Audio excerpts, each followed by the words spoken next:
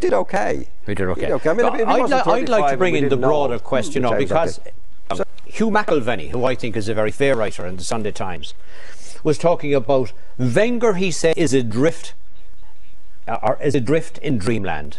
He's not seeing the game properly, he's not looking at his team properly, and he's not managing the team properly. Well, I'll give you the case for the defence against that remark. The fact is that Arsenal Football Club is run properly. Of all the clubs in England, it's run properly. They have a budget, they try to groom their own players, they don't spend money they haven't got, they have no debt.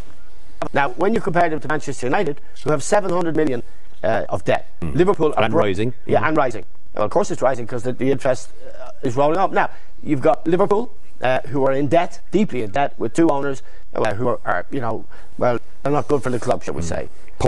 Chelsea are really, their expenses are written out by Abramovich. But a football club, in the next 5 to 10 years, Arsenal's way of doing things, which is we spend what we have in wages and transfer fees, and we try to groom our own players, is the way football clubs should be run. And the nearest comparison to them in Europe is Barcelona, who have also got 7 of their first team players who've come through the club. Yeah. That's the way football should be run. Now, what Ewan McIlvenney's talking about, what does he want Arsenal to do? What does he want Wenger to do?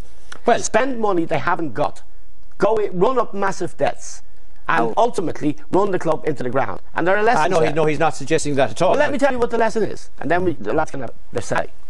Leeds United were in the Champions League semi-final 5 years ago, and they went that route of spend money they didn't have, and they destroyed their club. Yeah, but hang on a second. And it's not inconceivable that Manchester United football, that in the next 5 to 10 years, could go bankrupt.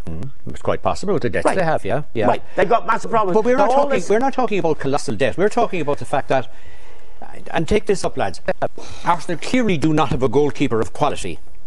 They don't have an outstanding midfielder which they need, and they don't have a striker at the moment. Now, you're talking about 3 players, and you're not talking about spending 50 million on each of the players. So why hasn't he taken the bull by the horns and said, I will not win the league given the injury situation unless I get 3 players? I feel he must have money, because in the transfer window in January he said, I'm going to wait and see if Benitez fit. If Benitez fit, I'm not going to go out and spend the money.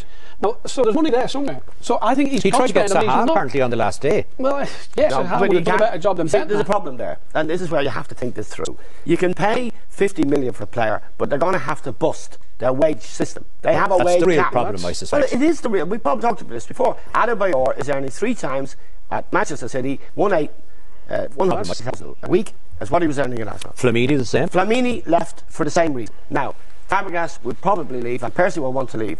In 5 years' time, Arsenal would be a very healthy club. They made them have lost these great players that they've got now, and that would be to leave. It is an indictment of the way the Premiership is run, rather than an indictment. Yeah, but you're expecting a club with ambitions to win things, and they've won nothing for 4 years, to be idealists, and that's expecting an awful lot for the fans. I think there are 2 different issues here with respect. First of all, there's a way to run the club, which is, I think Arsenal are on the right way. They're budgeting that. I think in Wenger's case, first, I didn't see the article. What you think McIlvenney might be talking about is the comments from Wenger over the last few months that this team is ready. This team is ready to win. In other words, he's whistling in the dark. Is that what he thought about? Yeah. And he's not being realistic. And I would agree with you, McIlvenney, in that. That what he's saying, and his reaction sometimes to referees and all the various things, is that he's not being realistic with the team that he has. And this is a team and a method that he's believed in for the last 5 years. I think even regardless of the money, he's believed in it. But the argument against him is this is vanity. He's not facing up to the fact that he's a frail defence